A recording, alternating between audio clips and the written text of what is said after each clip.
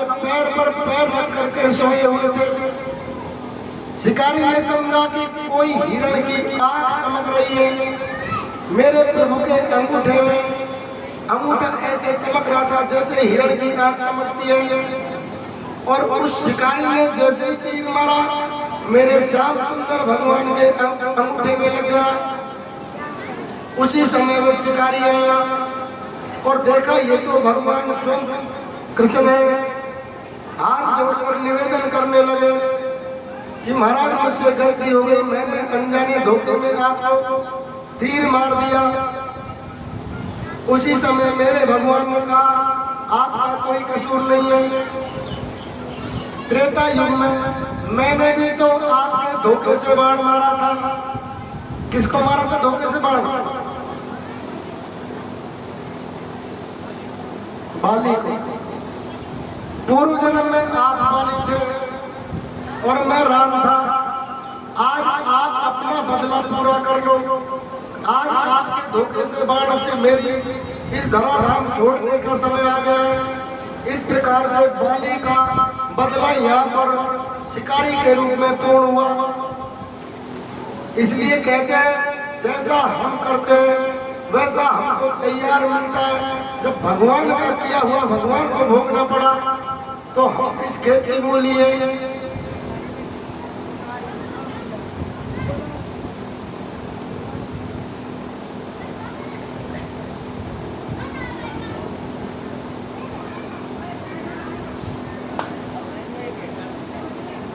खेबा के जरूर मैंने देख लिया, चुप हो जाओ नहीं था जो खेबा से कुछ फर्क पड़ा ही नहीं, इसलिए चुप हो जाओ ताकि तुम देखने लग जाओ सामने। भगवान स्वयं इस धराधाम को त्याग करके और अपना स्वरूप श्री बद्ध भागवत में स्थापित करके आज आप और हमारे बीच में धर्म की स्थापना बनाए हुए हैं।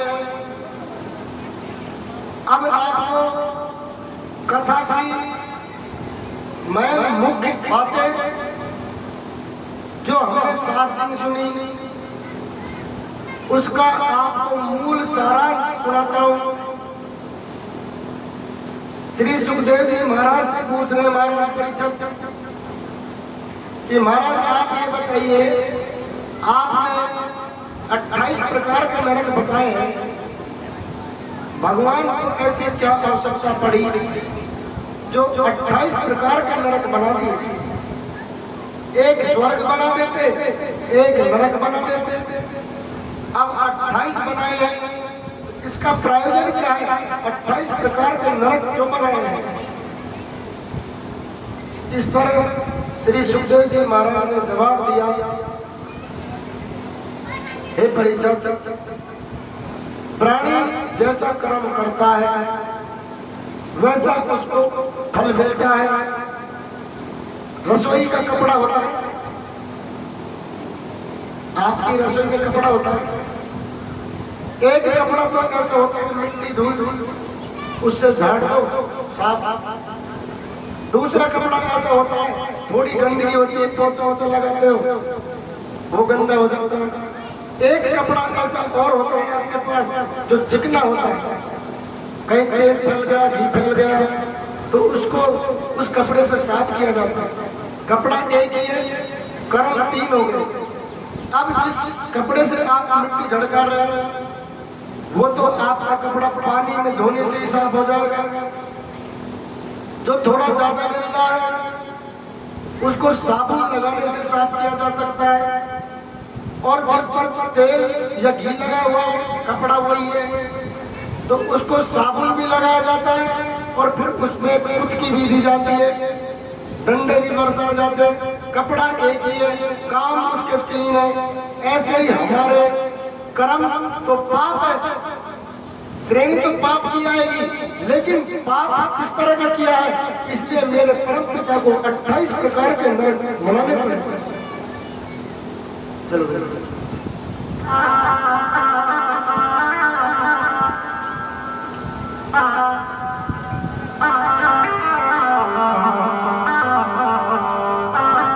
श्री राधे श्री राधे।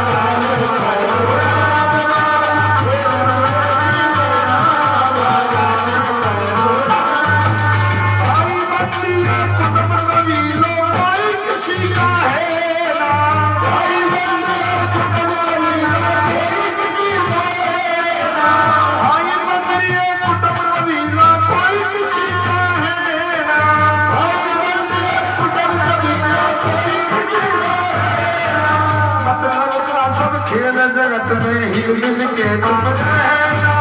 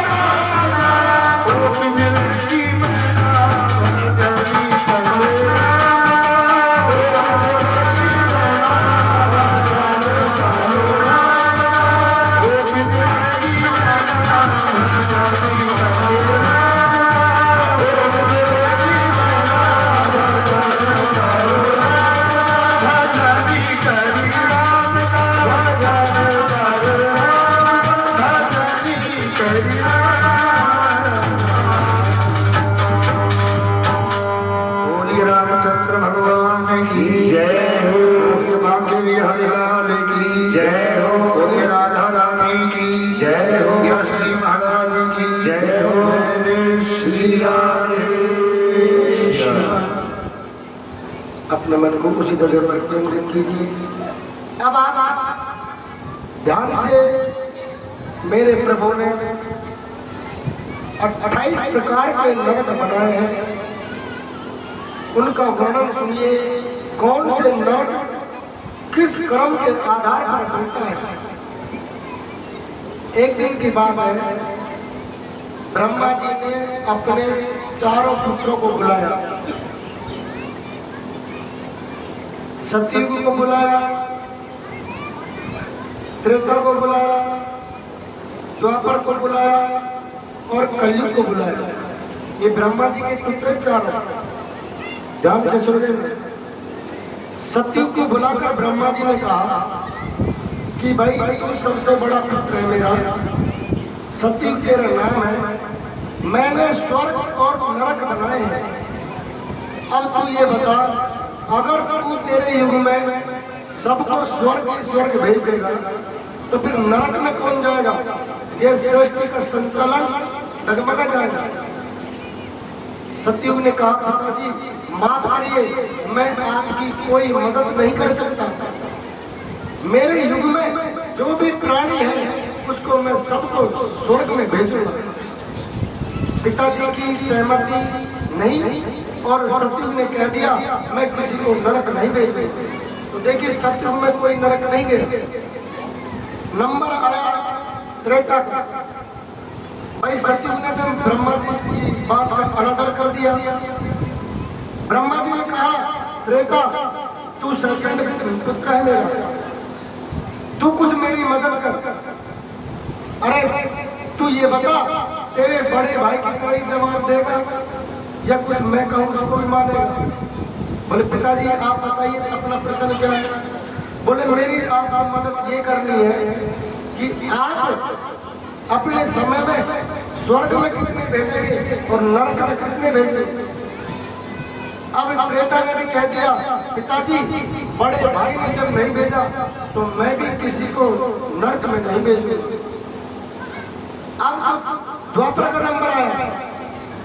द्वापर से भी यही सवाल ब्रह्मा जी ने किया। द्वापर ने कह दिया, ठीक है पिताजी, वैसे मेरी इच्छा नहीं है, लेकिन जब आप कह रहे हैं तो पिता होने के नाते मैं आपका सम्मान करता हूँ, कुछ कुछ को मैं नरक में भेज दूंगा। अब कलयुग का नंबर आया। कलयुग तो मेरे सबसे छोटे पुत्र है, तू ये बता कि स्वर्ग में कितने भेजेगा और नरक में कितने भेजेगा? बोले पिताजी तीनों भाइयों ने क्या कहा है? बोले भैया दो ने तो बिल्कुल मना कर दिया कि हम तो स्वर्ग को ही भरेंगे। और तीसरे ने बोले कुछ कुछ को नरक में भेज दूंगा। तो पिताजी इन तीनों भाइयों ने तो आपकी आज्ञा का पालन नहीं किया, लेकिन मैं वचन देता हूँ जितना ये तीनों मिलकर स्वर्ग में भेजे हैं उतना मैं अकेला नरक में भेज दूंगा। आज वही हालत हो रही है, इस संसार की हालत ये हो रही है, अपने आप को बचा नहीं। वो दिन दूर नहीं, 28 प्रकार का नरक है, किसी न किसी नरक का दरवाजा खुलने में देर नहीं है। कौन से कर्म से क्या नरक मिलता है और उसमें क्या यातना दी जाती है, सुनिए। जो मनुष्य दूसरे के धन, दूसरे की स्त्री को जबरदस्ती हरण करता है, उस प्राणी को तामस नाम का नरक मिलता है। उस नरक में इस जीव को ले जा करके बिना अन्न और जल के डाल दिया जाता है। जो पुरुष किसी को धोखा देकर उसकी पत्नी का उपयोग करता है, उसको अंगता मिश्र नाम का नरक मिलता है। उस नरक में इस जीव को ले जा करके इसके लिंग को कोयलों से जला करके राख कर दिया जाता है। अगला नरक रौरव नरक।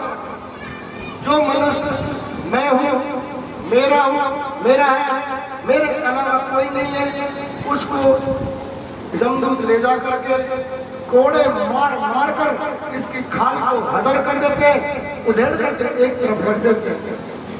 अगला नरक महारौरव नरक। जो और किसी की परवाह नहीं करके केवल अपने शरीर का पालन पोषण करता है, उसे यमदूत ले जा करके इसके शरीर से मांस के टुकड़े काट काट कर नरकों में अन्य जीव जो पड़े हैं भूखता से उनको काट काट कर इस जीव के शरीर से उनको खिलाया जाता है।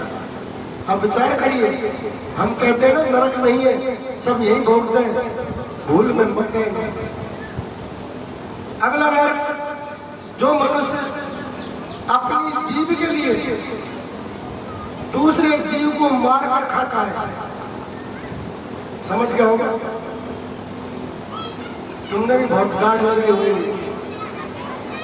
क्योंकि बड़ी रसोई तो राजपूतों में ही है। वो एक अपवाद कोई बच रहा है।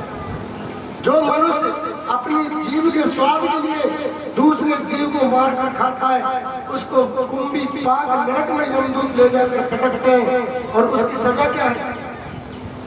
उसको यमदूत जैसे आप यहाँ उस जीव को मार कर खोलते हुए तेल में भून देते हैं, उसी प्रकार इस जीव को जिंदा ले जा करके खोलते हुए तेल में ले जा करके पटका जाता है और फिर इसको भूना जाता है। आज हमने अपनी रसोइयों को मुर्दा घर बना दिया, मुर्दे को खा लिया जाता है। जी जी, मेरी बात ध्यान से सुनो, मुर्दे को खा लिया जाता है शमशान में। और आज हम किसी जीव को जब मर जाता है तभी मुर्दा होता है भाई, जब तक जिंदा तो मुर्दा नहीं है, चाहे वो पशु हो, पक्षी हो, जीव जंतु आदमी हो। आज हम मुर्दे को ला करके अपनी रसोई में उसको भून करके खा रहे हैं, तो क्या हमारी रसोई शमशान से कम है? और उसको खा रहे हैं हम, तो ये हमारा पेट का कब्रिस्तान से कम है? अन्य धर्मों में दफनाया जाता है कब्रिस्तान, हमारे धर्म में होता है शमशान, मुसलमानों में होता है कब्रिस्तान। लेकिन आज हमने दोनों ही स्थान अपने घर में चिन्हित कर रखे, रसोई को बना दिया शमशान और पेट को बना दिया कब्रिस्तान। कहां से भगवान तुम्हारा भोग स्वीकार कर लेगा? ये मैं नहीं कह रहा हूं, ये प्रमाण कह रहा है। आज जिस जीव को ला करके भून के खा रहे हैं, यही जीव को यमदूत ले जा करके गर्म तेल में पटक करके आपको भूना जाएगा, मुझे भूना जाएगा। अगला नरक है काल नरक। जो मनुष्य अपने माता पिता, ब्राह्मण और वेद से द्वेष करता है, उसे यमदूत काल सूत्र नाम के नरक में ले जाकर डालते हैं। यह नरक 10,000 योजन लंबा है। इसकी भूमि तांबे की है और उस तांबे को इतना तपा कर रखा जाता है कि नंगे पैर छोड़ दिया जाएगा कि आप इस पर चलिए। कौन सा कर्म करने वाला? जो माता पिता को, ब्राह्मण को और वेद शास्त्रों से अलग चलता है, वेद शास्त्रों की बात नहीं मानता है, उसको यमदूत ले जा करके उस तांबे की भूमि पर तपाते हैं। अगला नरक असीपत्र नाम का नरक है। जो मनुष्य किसी प्रकार की विपत्ति में आने पर भी वैदिक मार्ग को छोड़कर पाखंड पूर्ण धर्म का आश्रय लेता है, उस मनुष्य को नरक में, असीपत्र नाम के नरक में ले जाकर डालता है। वहां पर उल्टे काटे पेड़ के होते हैं। इस जीव को चढ़ा दिया जाता है उस पेड़ पर और नीचे यमदूत पकड़कर खींचते हैं। जब उल्टे काटों में हमारी त्वचा फंसती है और यमदूत नीचे खींचते हैं, हमारी खाल उधड़ के एक तरफ हो जाती है। ये हमें असीपत्र नाम के नरक में भोगना पड़ता है। अगला नरक है सुकर्म। जो राजा या कर्मचारी किसी निरंतर अपराध को सजा देता है, उसे सुकर्म नाम का नरक मिलता है। उसको यमदूत ले जाकर उसके अंगों को हथौड़ी से मार पीट करके कुचलते हैं। अगला नरक है अंधकूप नरक। जो प्राणी, जीव जंतु, खटमल आदि को मारता है, उसको यमदूत अंधकूप नरक में ले जाकर के पटकते हैं और वहां उसको गहरी खाई में पटक करके ऊपर से पत्थर छोड़ दिए जाते हैं। जिस प्रकार हम जीव को मारते हैं, उसी प्रकार इस जीव को याद न दी जाती है। अब आप विचार कर लो कि भाई हमें कौन सा दरवाजा खटखटाना है। बच नहीं पाएंगे हम। इंसान को धोखा दे सकता है, लेकिन उस परम पिता परमेश्वर को धोखा नहीं देते। हम ये तो देखते हैं कि कोई हमें देख तो नहीं रहा है। हम एक इंसान जिसके 2 पैर हैं, 2 हाथ हैं, 2 आंख हैं, उससे तो हमें डर लग रहा है। लेकिन जिसके 1 करोड़ हाथ है, 1 करोड़ से ज्यादा आंख है, उससे हमें डर नहीं है। भूल में मत रहना, भोगना अवश्य पड़ेगा। इस प्रकार से मेरे प्रभु ने 28 प्रकार के नरकों की रचना कर रखी है। और जैसा हमारा कर्म है, यमदूत ले जाकर पहले सजा देंगे, उसके बाद उस नरक में डाल दिया जाता है।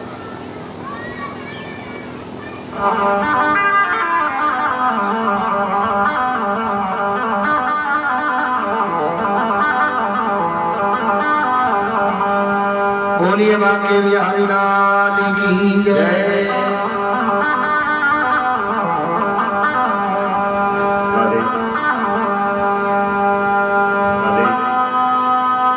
गर्भ में लेट मही पर लेटो, पलना में लेट बड़ो सुख पायो। जवान भयो तिरिया संग लेटो, लेटत लेटत नहीं आघायो।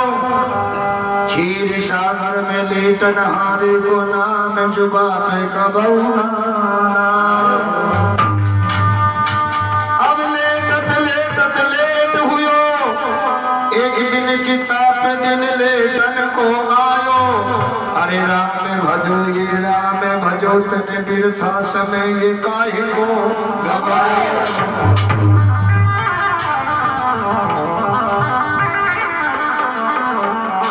अभी व्यास जी महाराज बता रहे थे, और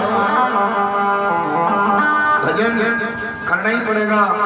कोई ये भी कहे कि मैं भजन नहीं करूंगा, नहीं, इसको निकाल देना चाहिए दिमाग में से। और कभी भी इस चीज को न सोचे कि ये गरीब है मैं अमीर हूँ, उसके दरबार में इतना सा फर्क होता है। मैं हूँ करूप तू है स्वरूप, मेरा काला बदन तेरा गोरा बदन। मैं हूँ गरीब तू है अमीर, ते मेरे तन लंगोटी तेरे तन अचकर। तू दाग चढ़े मैं चबू चढ़े, मेरे शत्रु घड़े तेरे मित्र घड़े। लेकिन जा दिन मौत का तीर तड़े, दोनों का तन की राख बने। घमंड तो जब जाने जब तुम सोना बने और हम माटी बने। जब दोनों ही माटी बने तो घमंड क्या करें।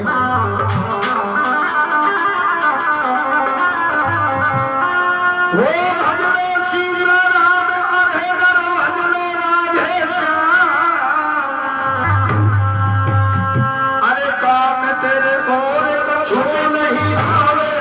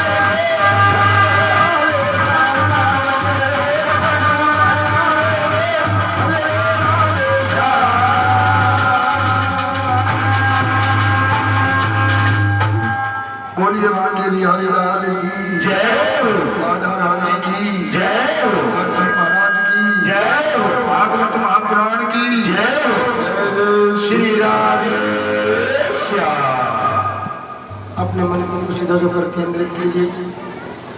आपने नरक का वर्णन सुना। अब कथा का अंतिम पड़ाव है। आपके नगर में ये कथा 7 दिन परम पिता परमेश्वर की कृपा से हुई। आप लोगों ने अपना कार्य भी छोड़ा, समय भी दिया, आपका बहुत बहुत धन्यवाद। अब कथा का अंतिम पड़ाव है कि हमें जीवन में किस प्रकार से रहना चाहिए और किससे हमें क्या शिक्षा लेनी चाहिए।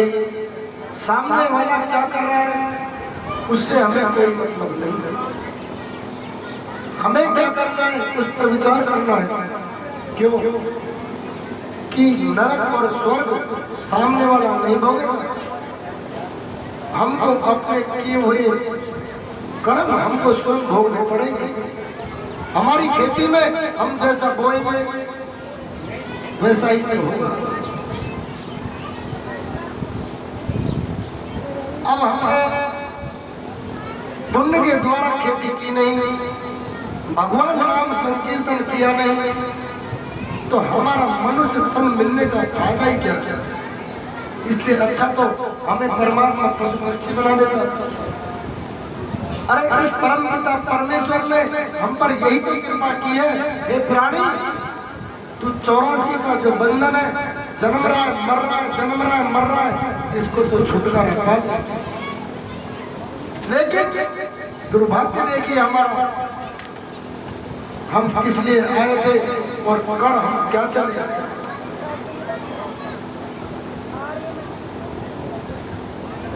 आप ये बताइए, पशु भगवान का नाम ले सकते हैं?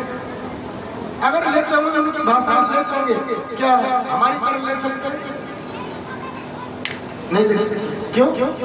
कि हमें बोलने को जीव दिए, जीव तो उनको भी दिए, लेकिन परम पिता परमेश्वर ने उनकी बोली बंद कर रखी है। आपको देखने के लिए संसार दिया है, उनको भी संसार दिया देखने के लिए आंख दी है। लेकिन हमको विवेक और बुद्धि अलग से दी है।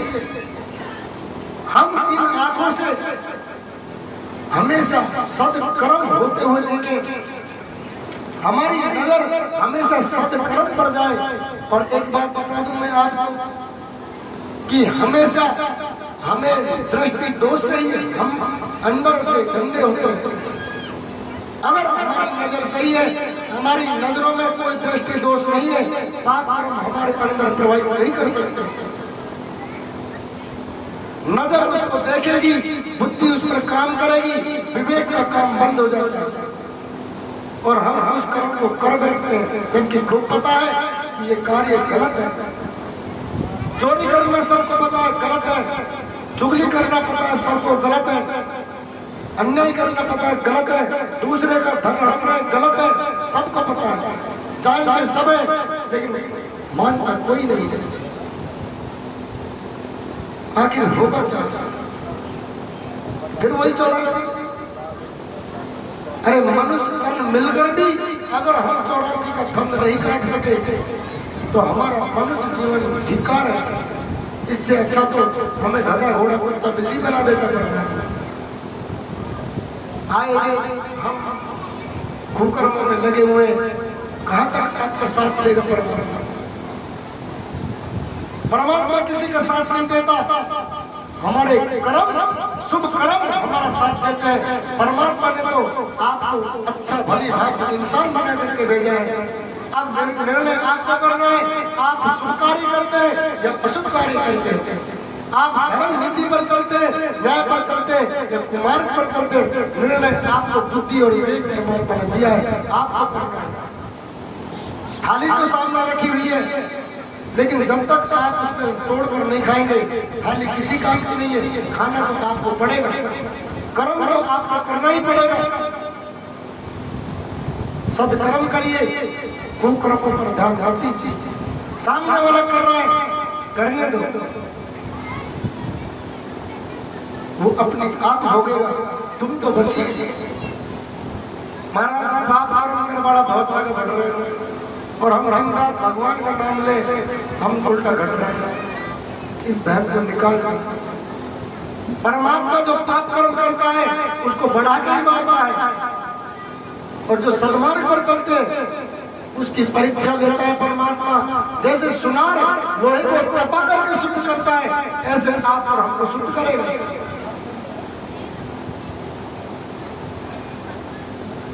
इसलिए कभी भी अपने धर्म का त्याग मत करिए, चाहे जैसी विपत्ति हमें कर्मों के अनुसार तो भोगना ही है। सुख दुख ये सब हमारे कर्मों का ही फल है। नहीं काऊ सुख दुख कर दाता, निज कृत भोग कर्म सुन भ्राता। हे प्राणी, इस संसार में कोई किसी को सुख और दुख देने वाला नहीं है। प्राणी अपने कर्मों का फल स्वयं भोग रहे हैं। हमने जैसे किए थे आज हमें ऐसे ही पुत्र पुत्रवधु माँ बाप भाई बंधु कुटुंब परिवार रिश्तेदार सब कर्मों के आधार पर मिले। हमने पीछे किया होगा, आज हमको भोगना पड़ रहा है। अरे कम से कम अगला जीवन को सुधार लो। मानव धन तो मिल गया, लेकिन इसका सदुपयोग तो कर लो। दूती चुगली में मिल क्या जाएगा? कुछ नहीं, अपने आप को धोखा दे रहे हैं, इससे ज्यादा कुछ नहीं होगा।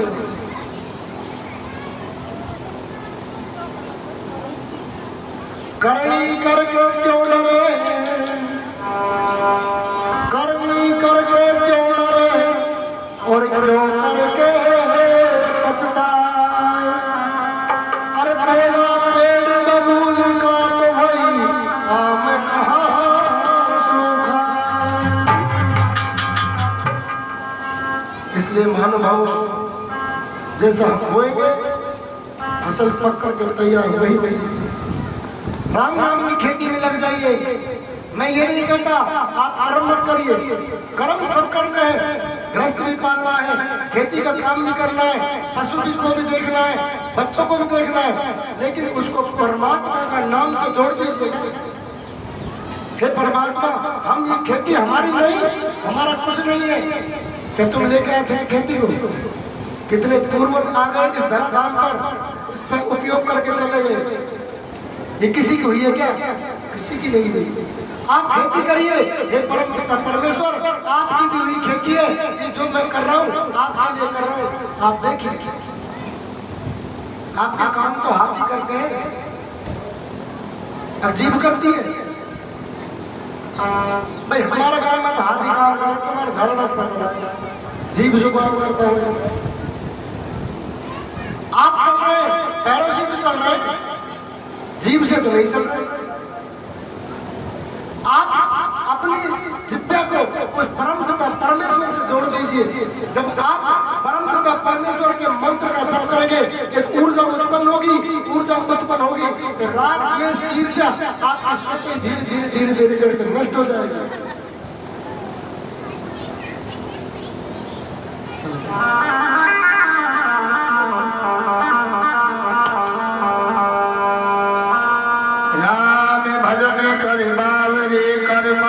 से हेत जय हो, फिर पछताए क्या बने जब चिड़िया चुग जाए खेत। जन्म भी भगवान के नाम के लिए लिया है, इंसान को जन्म दिया है मेरे मालिक ने, इसीलिए दिया है। तू भगवान का स्मरण करेगा तो बेड़ा पार जरूर हो जाएगा। और जो मालिक का नाम नहीं लिया तो देखो क्या बताया है।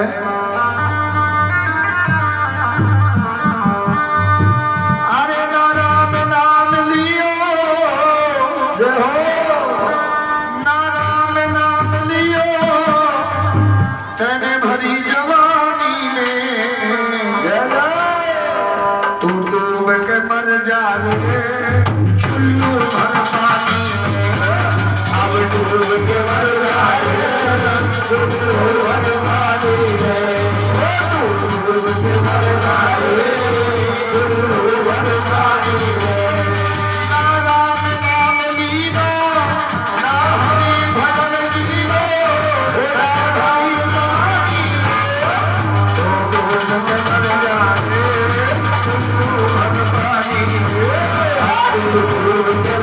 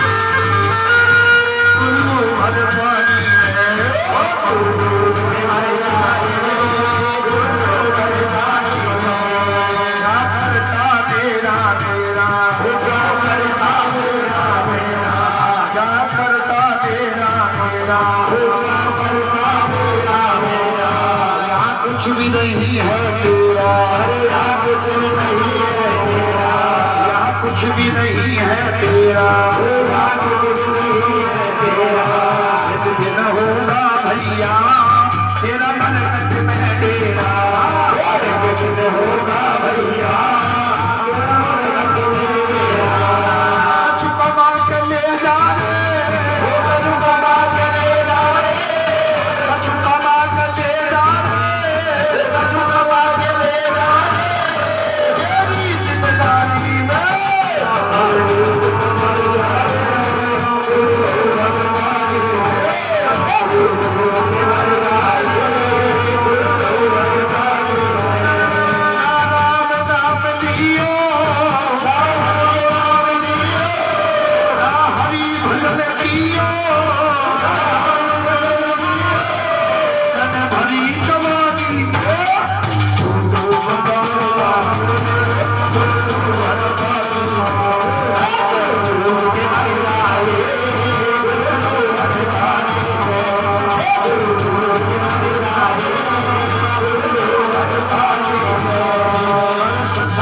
भक्ति है,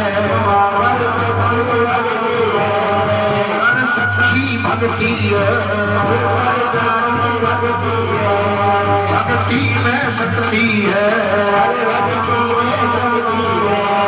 भक्ति में शक्ति है, या भक्ति से भैया मिल जाएगी मुक्ति, या भक्ति से भैया शक्ति से भैया मिल जाएगी मुक्ति, भक्ति से भैया मिल जाएगी मुक्ति। मन वाला पन खोलो, मन वाला पन खोलो, मन वाला पन खोलो, मन वाला पन खोलो, या आना काजी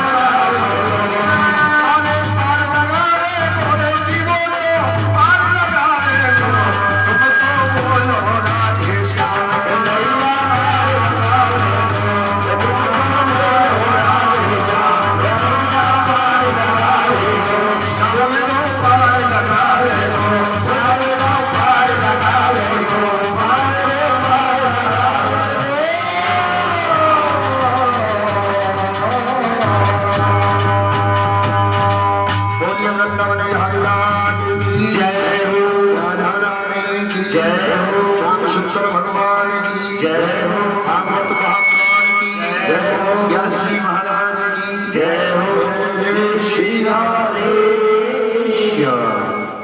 अपने मन को केंद्रित कीजिए।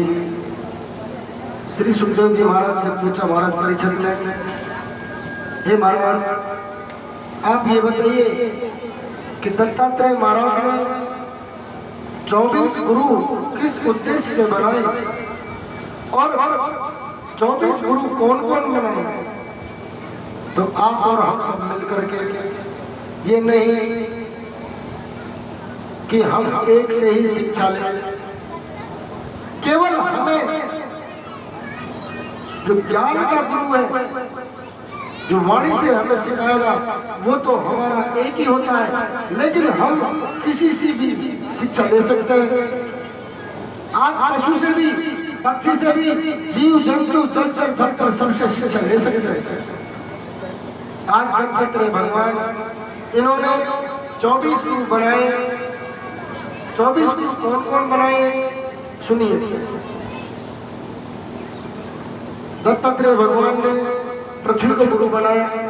पृथ्वी से सीखा कि यह पृथ्वी पर जैसा भी अत्याचार हो रहा है, जो भी हम कर्म कर रहे हैं, इनको सबको सहन कर रही है। ऐसे ही चाहिए प्राणी को, जैसे पृथ्वी क्षमा करती है, ऐसे प्राणी और साधु को सामने वाले के अपराध क्षमा कर देने चाहिए। दूसरा गुरु वायु को बनाया। वायु एक समान दुश्मन और प्रेमी सबको बराबर से सुगंधित करती रहती है। उसी प्रकार हमें कभी कोई शत्रु या मित्र का भेद नहीं रखना चाहिए, सबको एक समान दृष्टि से देखना चाहिए। अगला गुरु आकाश को बनाया। आकाश एक समान पूरे भूमंडल पर अपनी छत्र छाया करके टिका हुआ है, वो किसी में भेदभाव नहीं करता। ऐसे गुरु को चाहिए कि वो कभी भी, साधु को चाहिए वो कभी भी प्राणी में किसी प्रकार का भेदभाव न करे। अगला गुरु उन्होंने जल को बनाया। जल हमेशा शत्रु हो या मित्र नहीं देखता, वो उसको जो पिएगा उसकी ही प्यास को शांत करेगा। इस प्रकार साधु को चाहिए, आप हमको चाहिए कि शत्रु और मित्र का भाव न रख के सबको, जैसे जल प्यास बुझाता है, ऐसे आप अपनी मधुर वाणी से सामने वाले की प्यास बुझाइए। इस प्रकार से अग्नि को गुरु बनाया। एक समान अग्नि न आली देखती है न सूखी देखती है। अग्नि लगी तो सबको जला करके राख कर देती है। इसी प्रकार आपके सामने चाहे दुष्ट आदमी हो चाहे धर्मात्मा हो, आप अपनी वाणी से उसको ऐसा ज्ञान का उपदेश दीजिए कि दुष्ट अपनी वाणी से दुष्ट को ऐसा समझा दीजिए कि वह भी उस सद मार्ग पर चलने वाले व्यक्ति की तरह हो जाए। आप दोनों को एक जैसा बना सकते हैं। अगला गुरु उन्होंने सूर्य को बनाया। सूर्य एक समान सबको प्रकाशित कर रहा है, भेद करता है कि किसी नहीं करता। इसी प्रकार साधु या हमको चाहिए कि हम भी सूर्य की तरह समान सब पर कृपा रखें, किसी के साथ भेदभाव न करें। अगला गुरु कबूतर को बनाया। कबूतर से क्या सीखा? कबूतर से सीखा जैसे कबूतर अपने परिवार की रक्षा करता है, लेकिन जैसे ही कबूतर के बच्चे थोड़े बड़े हो जाते हैं उनका मोह त्याग देता है। ऐसे ही हमको साधु को चाहिए। हम गृहस्थियों के लिए ज्यादा लाभ हो, जब बच्चे सामर्थ हो गए, पढ़ लिख गए, तब उसी समय अपने बच्चों को त्याग कर देना चाहिए। त्याग ही नहीं, ये नहीं कह रहा हूं मैं कि घर से निकाल दो, नहीं, अपनी मोह माया हटा। लेकिन 80-80 साल की डोगरी में इतने मोटे ताले लटक रही है बगल में, अब वो शरीर में मांस पहने, अब ताले खट खट हाथ लग रही है। अरे क्या मतलब है इतनी मोटी मोटी ताड़ी को लटका रहे हो? 80 साल की उम्र है, गोडे मुड़ गए, अब वो ताड़ी का वजन लेकर के उसका वजन ले लो, फिर वो ताड़ी लग रही है बार बार कमर में, धक धक धक धक धक। क्या मतलब? इसलिए अपने बच्चों को घर बार ग्रस्त दे दो, अपने आप को व्रत कर लो। अगला गुरु उन्होंने अजगर को बनाया। अजगर करे न चाकरी, पंछी करे न काम, दास मलू का योग है सबका दाता राम। अजगर कहीं जाता है कि कमाने के लिए, पेट के उसका भी मालिक बनता है। वो हाथी को भी दे रहा है, वो चींटी को भी दे रहा है। आप अपने कर्म पर ध्यान डालिए, देने वाला कोई और ऊपर बैठा है। इस प्रकार से अजगर से सीखा कि जब अजगर चाकरी नहीं करता, कोई काम नहीं करता, मालिक उसको भी दे रहा है तो मालिक हमको भी देगा। अगला गुरु उन्होंने समुद्र को बनाया। हजारों नदियों को समुद्र सोचता है, अपने अंदर समाहित करता है, लेकिन कभी वो उफनता नहीं है। इसी प्रकार समुद्र की तरह शांत रहना सीखिए।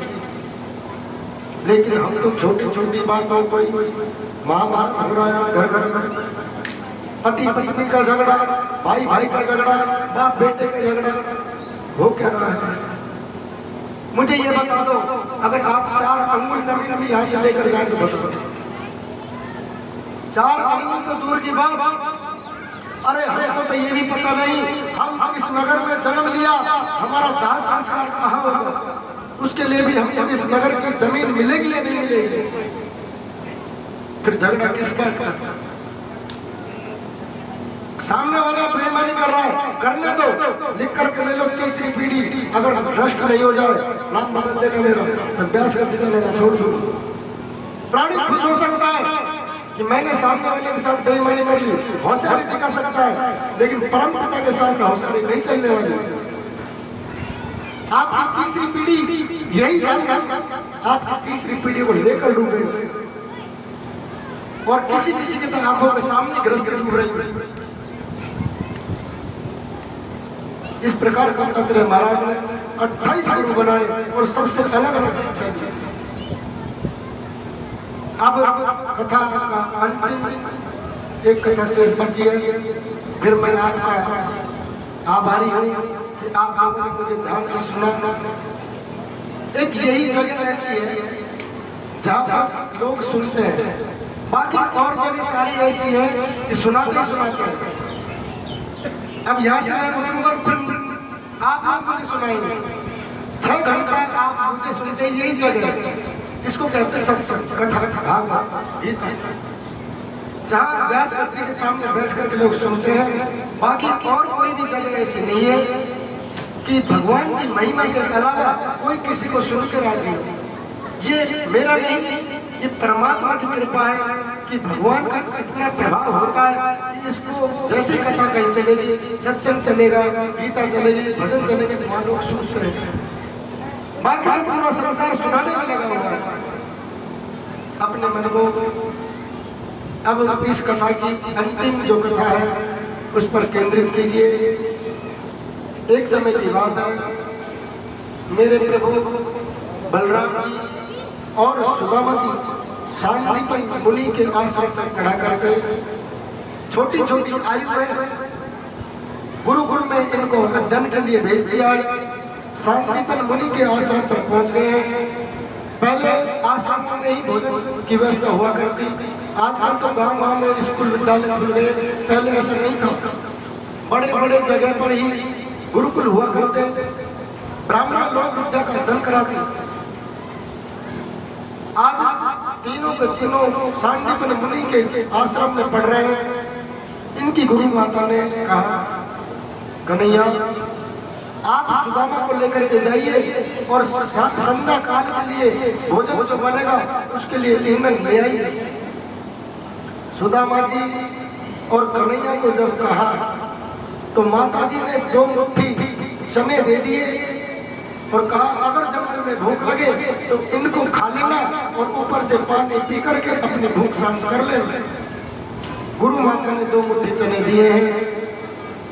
माता आश्रम में है और सुदामा जी और कन्हैया जी दोनों लकड़ी बीनने के लिए वन में चले गए। जाकर के वहां पर सुदामा जी से कहा कन्हैया ने, सुदामा आप बड़े हैं, आप पेड़ पर चढ़िए। अब तो सुदामा जी ने कहा, भाई मैं तो बामण पेड़ पर चढ़ ना जाने, आप क्षत्रिय है, आप में बल है, पौरुषता है, आप पेड़ पर चढ़िए।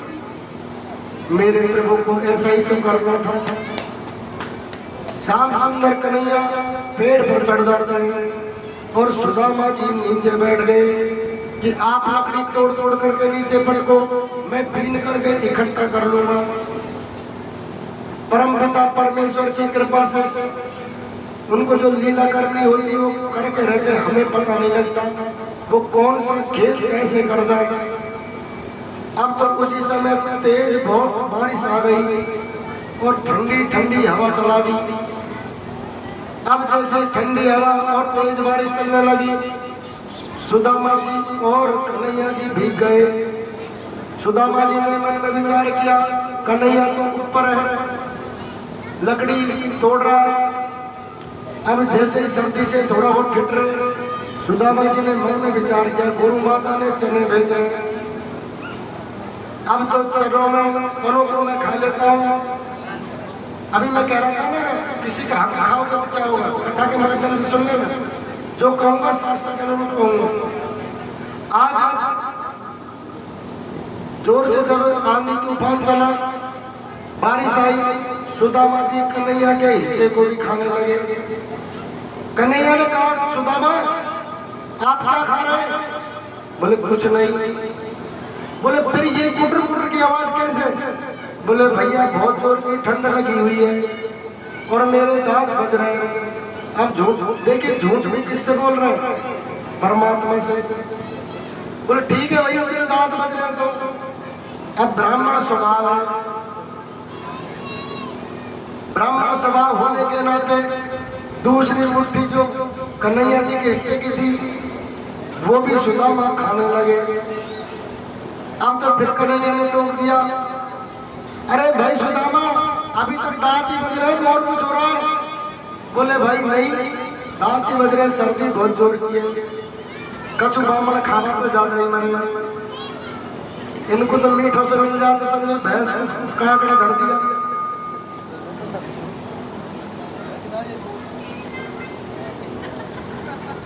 अब तो ऐसा जब मन में विचार कन्हैया ने जाना कि देखिए मेरे हिस्से के भी खा रहे हैं और ऊपर से झूठ बोल रहे हैं। कहने का मतलब ये, कभी भी आप भगवान के मंदिर में जाते हैं तो आप झूठ ना बोले, जो आप कर सकते हैं वही करिए। आप कह देते हैं 11 रुपए का प्रसाद चढ़ाएंगे, भूल जाते हैं, ये बहुत बड़ा दोष है।